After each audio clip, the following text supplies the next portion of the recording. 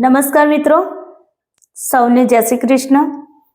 GSET 2024નું result આવી ગયું, જેની તમે રાહ જોતા હતા બહુ જ આતુરતાથી, અને રિઝલ્ટનો ધમાકો તમારો ઉત્તરાયણ પહેલાં જ કરી દીધો છે। ઘણા બધા વિદ્યાર્થીઓ જીસેટ ક્વોલિફાઈડ થયા છે। આપણી યુટ્યુબ ચેનલ ઉપરથી મને પ્રાઉડ ફીલ થાય એ રીતે હું કહી શકું કે 150+ સ્ટુડન્ટ આપણા યુટ્યુબ ચેનલના માધ્યમથી ફ્રી એજ્યુકેશન મેળવી અને જીસેટ ક્વોલિફાઈડ થયા છે। તો આ કંઈ નાની અમથી વાત તો નથી, મારા માટે બહુ ગર્વની વાત છે। મને અંદરથી એક પ્રાઉડ ફીલ થાય છે। તો બધાને જ કોંગ્રેચ્યુલેશન્સ। જેટલા પણ વિદ્યાર્થીઓ ક્વોલિફાઈડ થયા છે તે તમામ વિદ્યાર્થીઓને કોંગ્રેચ્યુલેશન્સ। સૌથી પહેલાં હું વાત કરી લઉં ક્વોલિફાઈડ થયેલા વિદ્યાર્થીઓની, ત્યારબાદ આપણે જે લોકો નોટ ક્વોલિફાઈડ થયા છે એ લોકો સાથે આજે મારે વાત કરવી છે। બટ એના પહેલાં જે લોકો ક્વોલિફાઈડ થઈ ગયા છે એમને એક ડિરેક્શન આપી દઉં, એક દિશા બતાવી દઉં, એક રસ્તો બતાવી દઉં।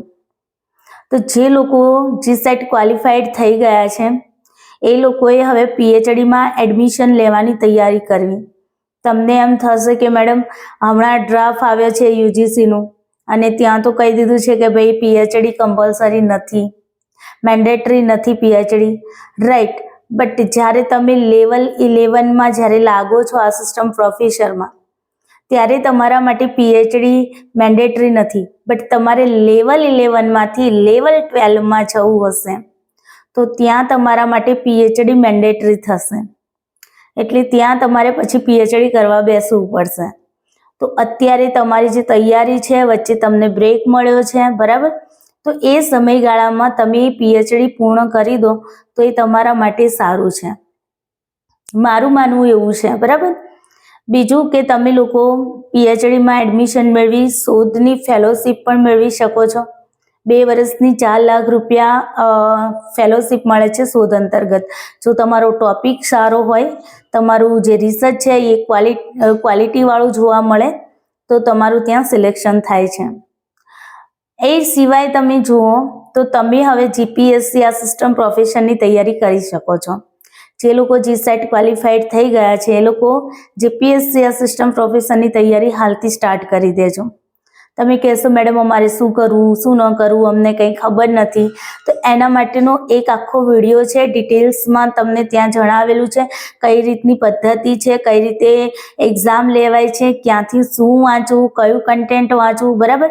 પાર્ટ 1 માટે શું કરવું, પાર્ટ 2 માટે જે છે તમારો સબ્જેક્ટનું હશે અને એ સબ્જેક્ટ રિલેટેડ જે પણ સિલેબસ છે યુજીસી નેટ જીસેટનું સિલેબસ ત્યાં મેન્શન કરેલું છે। તો તમારે એમાં તો કંઈ કરવાની જરૂર નથી, કારણ કે તમે જીસેટ ક્વોલિફાઈડ કરી છે તો તમે તમારા સબ્જેક્ટમાં માસ્ટરી મેળવી લીધી છે, તો તમારે એની એ જ વસ્તુને કન્ટિન્યુ રાખવાનું છે, રિપીટ કરો, રિવિઝન કરો, ઠીક છે। પાર્ટ 2 માટે જીપીએસસી આસિસ્ટન્ટ પ્રોફેસરની એક્ઝામ માટેની વાત કરું છું, અને પાર્ટ 1 માટે તમારું જનરલ નોલેજ, ભૂગોળ, ઇતિહાસ ને આ બધું આવશે। તો તમારે કન્ટેન્ટ વાંચવું પડશે। ધોરણ 6 થી લઈને ધોરણ 12 સુધીનું કન્ટેન્ટ અવશ્ય વાંચવાનું છે। હાલથી તૈયારી ચાલુ કરી દો અને સાથે સાથે પીએચડી પણ ચાલુ કરી દો। તો તમારા માટે આ 2 રસ્તાઓ છે, બંને રસ્તાઓને આપણે અપનાવવાના છે અને આગળ વધવાનું છે। બીજું કે તમને એમ થતું હોય કે નહીં મારે હજુ આનાથી કંઈક હાઈ લેવલની ક્વોલિફિકેશન મેળવવી છે તો તમે નેટની એક્ઝામ આપી શકો છો। તમને પ્રાઉડ થાય કે હા, નેટની એક્ઝામ નેશનલ લેવલની એક્ઝામ છે, સ્ટેટ લેવલની તો તમે પાર પાડી દીધી છે, બટ નેશનલ લેવલની પણ એક્ઝામ ક્રેક કરવી એક અંદરથી એક ખૂબ આનંદની વસ્તુ હોય છે, બરાબર। તો તમે નેટની એક્ઝામની પણ તૈયારી મારી સાથે કરી શકો છો। આ વખતે મેં નેટવાળાની બેચ સ્ટાર્ટ કરી છે।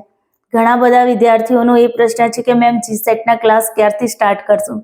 તો મેં તમને શરૂઆતમાં જ કહ્યું હતું, જીસેટનું પેપર સોલ્વ કરાવી એ વખતે જ ક્લિયર કરી દીધું હતું કે આ વખતે જીસેટના ક્લાસ હું પહેલા ક્લાસથી યુનિટ વાઇઝ નથી કરાવવાની, બીકોઝ એ બધું મેં કરાવેલું છે।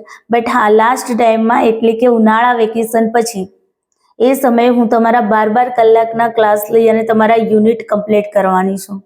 એટલે એવું ન સમજતા કે હું તમને નહીં ભણાવું, બરાબર, બટ ઉનાળા વેકેશન પછી ઉનાળા સુધીમાં આપણું યુજીસી નેટનો સિલેબસ પૂરો થઈ જશે અને એ સિલેબસ પૂરો થાય એના પછી આપણે 12 કલાકની ક્લાસ જીસેટ માટે લેવાના છીએ, બરાબર। મારું આ વખતનું 2025નું પૂરું પ્લાનિંગ બનાવેલું છે મેં, અને એ પ્લાનિંગ મુજબ અત્યાર સુધી ચાલી રહી છું, એટલે મારા માટે બહુ મહત્વની વસ્તુ છે। યુજીસી નેટના ક્લાસ સ્ટાર્ટ થઈ ગયા છે. એક યુનિટ પૂરો થઈ ગયો છે, બીજો યુનિટ પણ પૂરો થવાનો છે આવતીકાલે. અને પછી ઉત્તરાયણ પછી એટલે કે વાસી ઉત્તરાયણ પછીનો દિવસ જે છે એ દિવસથી આપણે ત્રીજો યુનિટ એટલે કે યુનિટ નંબર 1 સ્ટાર્ટ થઈ જશે. તો જે લોકો યુજીસી નેટની તૈયારી કરવા માંગે છે એ લોકો મારી સાથે સાથે ચાલજો, જેથી કરીને પાછળ ના રહી જાઓ. પછી એવો પ્રશ્ન ના બને કે 2 માર્ક્સ માટે રહી ગયા, 1 માર્ક્સ માટે રહી ગયા, બરાબર ને, 4 માર્ક્સ માટે રહી ગયા, આટલા માટે રહી ગયા, આટલી બધી મહેનત કરી હતી.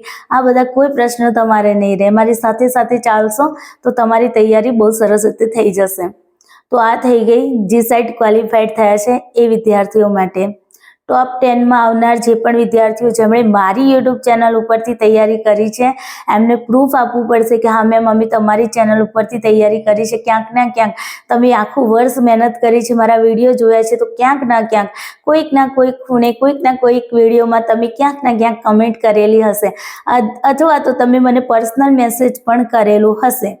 તો એ બધી બાબતોને જોવામાં આવશે અને તમારા માટે સરપ્રાઈઝ ગિફ્ટ છે. જો કે સરપ્રાઈઝ ગિફ્ટ તો મેં જાહેર કરી દીધી છે ટેલિગ્રામમાં, બટ યુટ્યુબ ચેનલ પર જે લોકો ડાયરેક્ટ જોડાયેલા છે, જે લોકો ટેલિગ્રામમાં નથી જોડાયેલા મારી સાથે કે વોટ્સએપમાં નથી જોડાયેલા, એ લોકો માટે સરપ્રાઈઝ રહેશે. બરાબર.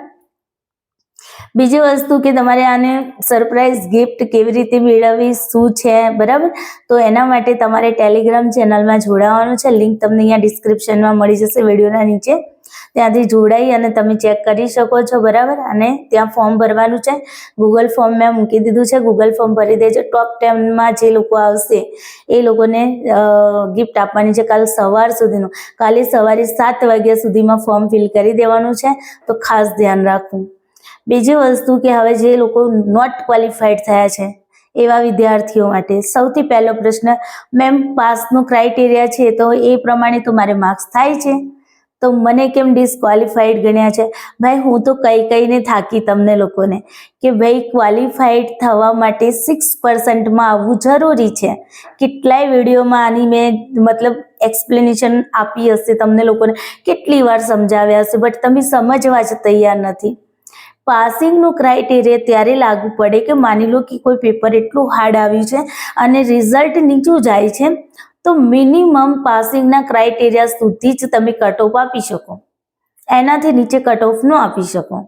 બીજી વસ્તુ કે ક્વોલિફાઈડની અંદર 6% કેવી રીતે લેવામાં આવે છે, તો તમારા સબ્જેક્ટની અંદર જેટલા પણ સ્ટુડન્ટ પાસ થયા છે એમાંથી કેટેગરી વાઇઝ 6% લોકોને લેવામાં આવશે. પાસ થયેલામાંથી પણ પહેલા શરૂઆતના મેરિટમાં જે 6% લોકો હશે એ લોકો જ ક્વોલિફાઈડ ગણાશે, અને જે લોકો ક્વોલિફાઈડ છે એમને જ રિઝલ્ટ મળશે, એટલે કે એમને જ ઈ સર્ટિફિકેટ મળશે.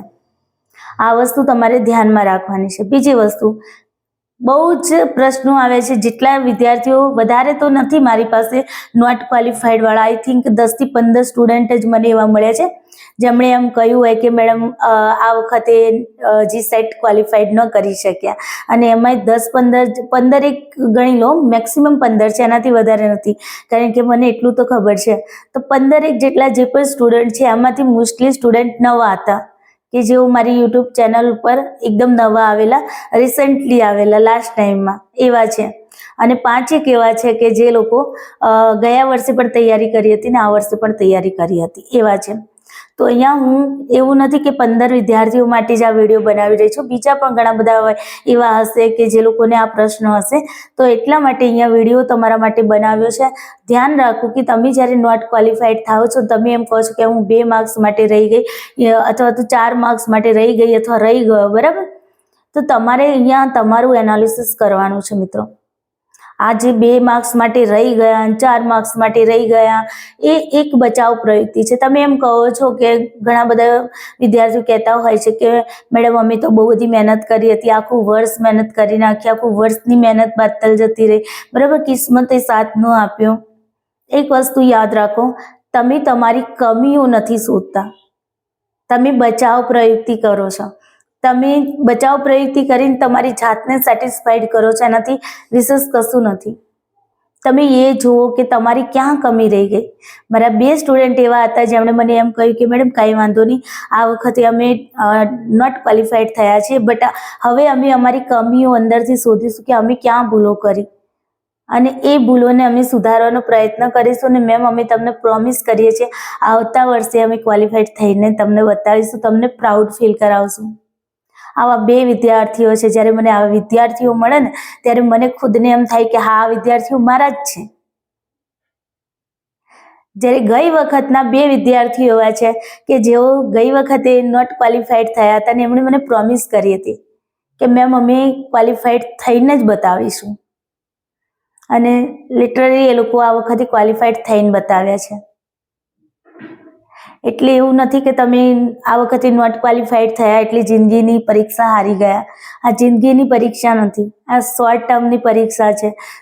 જ્યાં તમે હાર્યા છો, જ્યાં તમને અસફળતા મળી છે, એમાં તમારે હજુ કેટલી મહેનત કરવાની બાકી છે. તમે ક્યાં ભૂલો કરી. ઘણી વખતે આપણે કહીએ ને કે ગાંડાની જેમ મજૂરી કરીએ, હાર્ડવર્ક કરીએ, પણ સ્માર્ટ વર્ક આપણને ન આવડે. ઘણી વખતે આપણે એવું કરતા હોઈએ છીએ કે ભાઈ બસ ગોખી કાઢ્યું, વાંચી દીધું, ચોપડીઓ આખી વાંચી લીધી, ગોખી કાઢી. પણ ગોખેલું જ્ઞાન હવેના સમયમાં નથી ચાલતું. તમે જુઓ, બેઠું ને બેઠું ન પૂછાય ક્યાંય. તમારું અન્ડરસ્ટેન્ડિંગ લેવલ, તમારું રિફ્લેક્ટિવ લેવલ કેવું છે. તમે જ્યારે કોલેજ લેવલમાં આવો છો, હાયર એજ્યુકેશન મેળવી રહ્યા છો, ત્યાં તમારે તમારી તર્ક શક્તિનો ઉપયોગ કરવાનો છે. ત્યાં તમારે તમારી વિચાર શક્તિનું, તમારી સૃજન શક્તિનું, તમારી ચિંતન શક્તિનો ઉપયોગ કરવાનો છે. અને ત્યાં તમે મેમરી લેવલમાં કામ કરો, જેમ આપણે ટીચિંગ એપ્ટિટ્યૂડમાં ભણીએ છીએ ને, મેમરી લેવલ શરૂઆતનું લેવલ, કે જ્યાં આપણે ગોખાવતા હોય કે કમળનું ક, ખટારાનું ખ, ગાયનું ગ, ગણપતિનું ગ. તેવી રીતે આપણે ગોખવાનું નથી, એને અન્ડરસ્ટેન્ડ કરવાનું છે. એક્ઝામ્પલ બનાવો અને એક્ઝામ્પલથી પોતે શીખો. તમે જોયું હશે, હમણાં 3 દિવસ પહેલા જ મેં ઇન્ટ્રાપર્સનલ કમ્યુનિકેશનનું એક નાનકડો એક જોક્સ જેવું જ બનાવીને મૂકી દીધું હતું. જો કે મારી બોડી અને મારા માઇન્ડ વચ્ચેનો જે સંવાદ હતો, મારા વેઇટ લોસને લઈને, બરાબર, પીરિયડ ટાઈમમાં હતી. તો આપણને ખબર છે કે પીરિયડ ટાઈમની અંદર આપણી એનર્જી બહુ લો હોય, આપણને આપણી બોડી સપોર્ટ ન કરે. બટ એવા ટાઈમમાં પણ મારું માઇન્ડ હતું એ બસ એક જ ધૂનમાં લાગ્યું છે, બસ ગમે તેમ કરવાનું, વોકિંગ કરવાનું, 1 કલાક વોકિંગ કરવાનું. પહેલા દિવસે પ્લાનિંગ બનાવ્યું છે તો બસ ચાલવાનું જ છે, ચાહે કંઈ પણ થઈ જાય. અને મારી બોડીને એને ઇન્સ્ટ્રક્શન્સ આપી, અને જે મારી બોડી અને માઇન્ડ વચ્ચેનો જે સંવાદ થયો એ મને યાદ આવ્યું કે હા, કમ્યુનિકેશનનું એક ટાઈપ છે જેનું નામ છે ઇન્ટ્રાપર્સનલ કમ્યુનિકેશન, જ્યાં આપણે આપણી જાત સાથે વાત કરીએ છીએ, આપણી સેલ્ફ સાથે વાત કરીએ છીએ. તો એ કોન્સેપ્ટ હવે ક્યારેય ભૂલાય ન ભૂલાય. તો તમારે આવી રીતે શીખવાનું છે. હું તમને ક્લાસમાં દર વખતે કહું છું, રોજિંદા જીવનમાં તમે જે કંઈ ભણો છો અને રોજિંદા જીવનમાં એક્ઝામ્પલ થ્રુ સમજવાનો પ્રયત્ન કરો. તમે એને સમજો, અપ્લાય કરો કે ભાઈ હા, આ વસ્તુ અહીંયા અપ્લાય થઈ શકે છે, એને અપ્લાય કરો. તમે ગાંડાની જેમ મજૂરી કરશો તો કંઈ મતલબ નથી. હું અહીંયા એવું નથી કહેતી કે તમે ગુનેગાર છો, કે તમે મહેનત નથી કરી, તમને મહેનત કરતા નથી આવડતી. આવડે છે, બટ એક સ્ટ્રેટેજી હોવી જોઈએ. અન્ડરસ્ટેન્ડિંગ, રિફ્લેક્ટિવ લેવલે ગોખવાનું નહીં. ગોખેલું જ્ઞાન છે ને, એક્ઝામ ટાઈમમાં તમે એક તો સ્ટ્રેસ અનુભવતા હોય, ફિયર અનુભવતા હોય, એન્ઝાયટી અનુભવતા હોય, બરાબર ને, કેટલું આપણને ટેન્શન હોય કે એક્ઝામ કેવી જશે, પેપર કેવું જશે, કેવું આવશે, અને પેપરમાં એવો પ્રશ્ન આવી ગયો જે આપણને વાંચ્યો ન હોય, આપણને આવડતો ન હોય, અને એ એક પ્રશ્ન તમારા આખા પેપરને ખરાબ કરી નાખે. બીકોઝ બીજા બધા પ્રશ્નોના જે તમે ગોખેલું છે બધું ભૂલી જાઓ છો. તો અહીંયા તમારે ગોખવાનું નથી. તમારે અહીંયા પોતાના લાઈફની અંદર એ વસ્તુને અપ્લાય કરવાનું. તમે નફો ખોટને લગતો માની લો કે તમે કોન્સેપ્ટ ભણી રહ્યા છો, તો એ વસ્તુને તમારી લાઈફમાં અપ્લાય કરો કે હું આ વસ્તુ આને આપીશ તો આટલા રૂપિયાનો મને નફો થશે, આ વસ્તુનું હું આટલામાં વેચીશ તો મને ખોટ જશે, આટલા ટકા પર મને નફો જશે, આટલા ટકા મને ખોટ જશે. આવા એક્ઝામ્પલ ન બનાવી શકીએ આપણે? બિલકુલ બનાવી શકીએ. ચક્રવૃદ્ધિ વ્યાજ, સાદું વ્યાજ, બેંકમાં હું આટલા પૈસા મૂકીશ ચક્રવૃદ્ધિ વ્યાજે તો મને આટલા પૈસા મળશે. હું કોઈ વ્યક્તિને 2%, 5% આટલા પૈસા આપીશ તો મને આટલા પૈસા મળશે, આટલું મને ચક્રવૃદ્ધિ વ્યાજ મળશે, આટલું મને સાદું વ્યાજ મળશે. કેમ ના આપણે આપણી લાઈફની અંદર એડ કરી અને વસ્તુને હસતા હસતા, રમતા રમતા શીખીએ. દરેક તમે જોજો, તમારો યુજીસી નેટમાં પાર્ટ 1 જે છે ને એનો સિલેબસ તમે તમારા લાઈફની અંદર દરેક જગ્યાએ યુઝ કરી શકો છો. દરેક જગ્યાએ કમ્પ્યુટર રિલેટેડ છે, આઈસીટી છે, તમે મોબાઈલ યુઝ કરો છો, આઈસીટીનો જ પાર્ટ છે. સમજાય છે ને? બધું જ મોબાઈલમાં આવે છે. શું નથી આવતું કહો?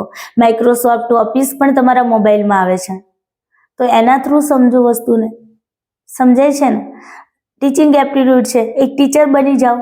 જ્યારે કોન્સેપ્ટ ભણતા હોય ત્યારે વિચારો કે એક ટીચરની કેરેક્ટરિસ્ટિક્સ કેવી હોવી જોઈએ, ટીચર કેવો હોવો જોઈએ, વિદ્યાર્થી કેવો હોવો જોઈએ, શિક્ષકે વર્ગખંડની અંદર સારું પ્રભાવશીલ રીતે ભણાવવું હોય તો કઈ રીતે હું ભણાવી શકું. તમે ખુદને મૂકી જુઓ. હું વારંવાર આ વસ્તુને કહું છું કે જે તે યુનિટ ભણો એ યુનિટને ગોખશો નહીં. રિસર્ચ કરી રહ્યા છો તો વિચારો કે તમે કંઈક શોધી રહ્યા છો.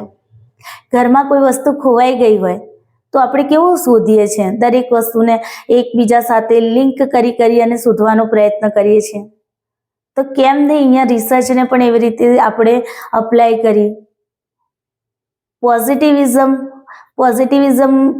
તમે રિસર્ચ વિશે ભણી રહ્યા છો. પોઝિટિવિઝમમાં સાયન્સને રાખી દો. ન્યૂટનને જ યાદ રાખી લો કે સફરજન પડી ગયું હતું અને કેવી રીતે એણે શોધ કરી હતી.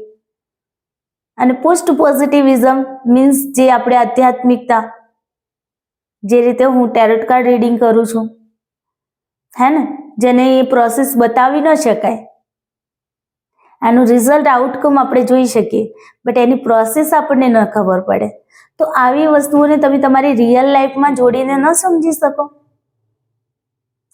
તમે લોજિકલ રિઝનિંગ ભણી રહ્યા છો, ઇન્ફરન્સ ભણી રહ્યા છો, તો અનુમાનના પ્રકારો પૂર્વવર્તી, પછી તમારું પશ્ચવર્તી જે પણ છે, બરાબર.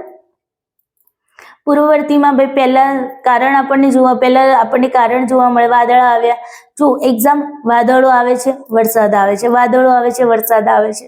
પૂર આવેલું જોયું અને તમે કહ્યું કે ભાઈ અહીંયા વરસાદ આવ્યાનું અનુમાન લગાવ્યું છે. તો શું આ બધી વસ્તુઓ તમે તમારી રિયલ લાઈફમાં તમે ખાલી વિઝ્યુલાઇઝ કરો, તમારી આંખોની સામે ચિત્રોને તમે વિઝ્યુલાઇઝ કરો, બહુ બેસ્ટ રીતે તમે વસ્તુને યાદ રાખી શકશો. સૌથી પહેલું કામ એનાલિસિસ કરો કે કયા ટોપિકમાં, કયા યુનિટમાં તમને લોસ ગયો છે. તમારું પેપરનું એનાલિસિસ કરો. તમે જે આન્સર કરી રહ્યા છે એ યુનિટ, કયા યુનિટમાં તમને માર ખાધો છે, તમે કયા યુનિટમાં તમને લોસ ગયો છે, આનું એનાલિસિસ કરો અને એ યુનિટને પાવરફુલ બનાવવાનો પ્રયત્ન કરો. ઘણા શું કરશે? પ્રશ્નો જ ગોખશે. પીવાયક્યુએસ, બસ પીવાયક્યુએસ. અરે પીવાયક્યુએસ તો ફક્ત તમે તમારું સ્વમૂલ્યાંકન કરી શકો છો.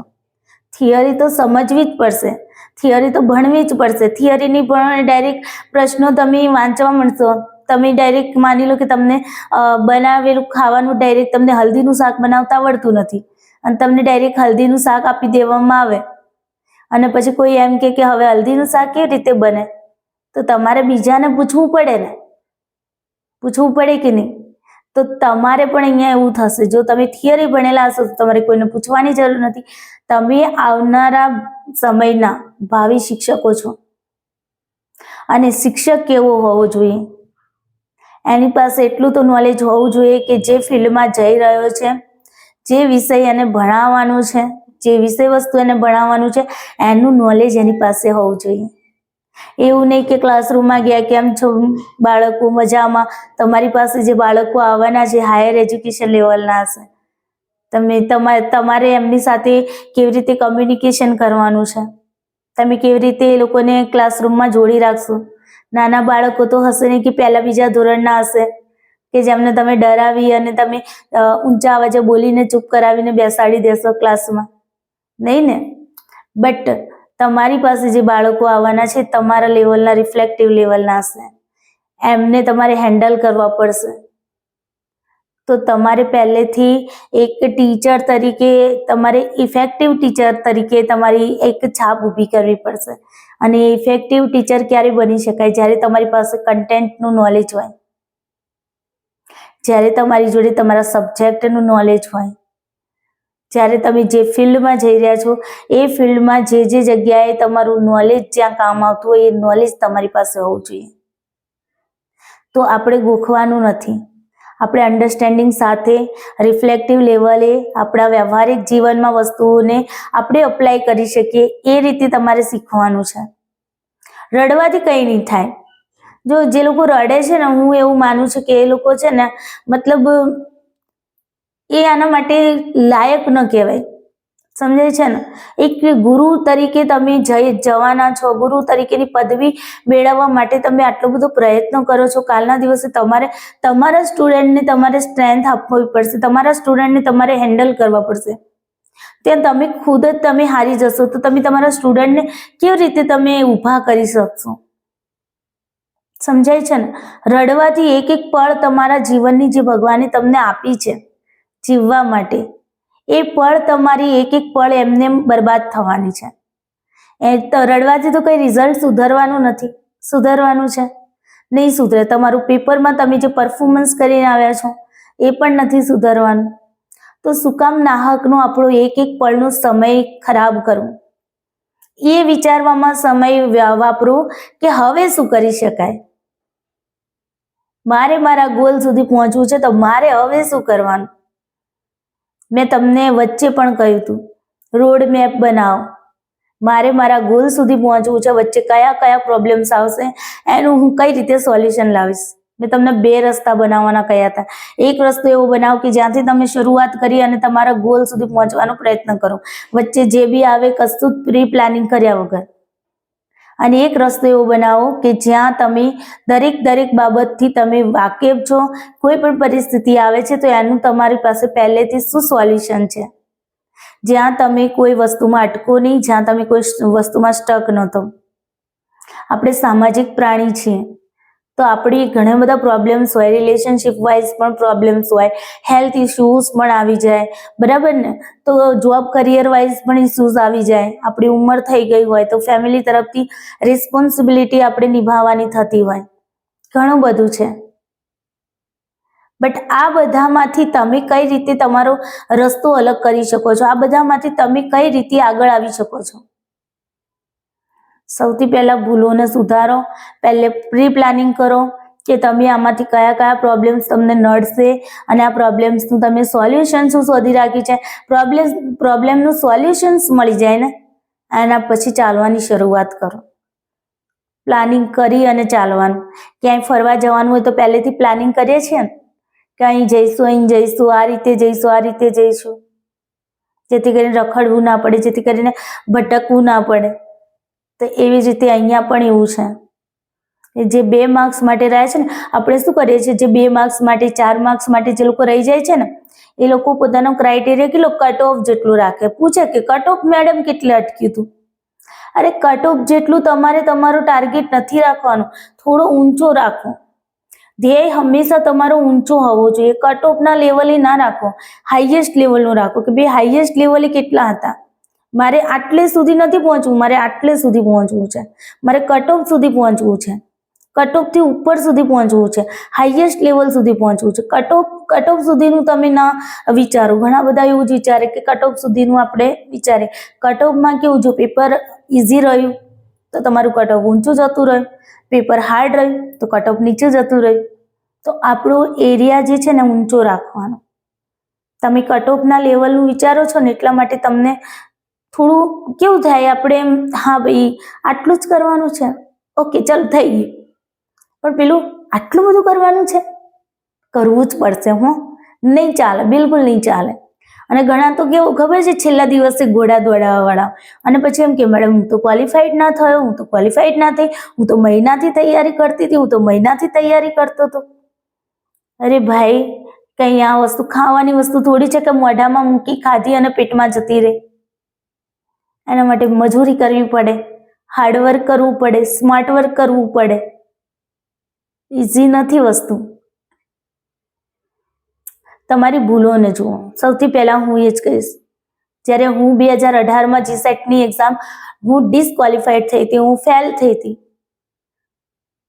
ત્યારે હું નાસીપાસ નથી થઈ, ત્યારે મેં હાર નથી માની, ત્યારે હું રડી નહોતી, પણ મેં મારી જાતને ચેલેન્જ આપી હતી કે હું કરી બતાવીશ.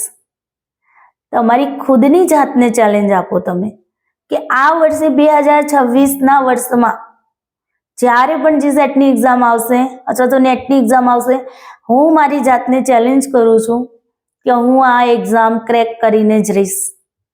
હું આ એક્ઝામ ક્વોલિફાઈડ કરીને જ રહીશ. સવારે ઉઠો એટલે પહેલો થોટ તમારા દિમાગને આપી દો, મારે જીસેટ ક્વોલિફાઈડ કરવાની છે, મારે નેટ ક્વોલિફાઈડ કરવાની છે. રાત્રે સૂવો ને, છેલ્લો સૂતી વખતે આંખો બંધ કરો ને એ પહેલાંનું તો આંખો બંધ કરો ને એ વખતનો વિચાર એક જ આપો તમારા માઇન્ડને, મારે જીસેટ ક્વોલિફાઈડ કરવાની છે, મારે નેટ ક્વોલિફાઈડ કરવાની છે, એ પણ આ જ વર્ષે. થેન્ક યુ યુનિવર્સ મને હેલ્પ કરવા માટે. બસ આટલું બોલી જુઓ. 1 મહિનો ટ્રાય કરજો, તમને તમારામાં ડિફરન્સ દેખાશે.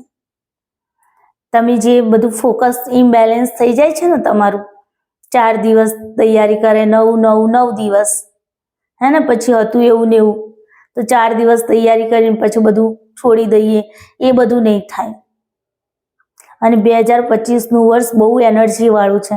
આ એનર્જીનો લાભ લેજો, તૈયારી ફૂલ કરજો, થઈ જશે સક્સેસ.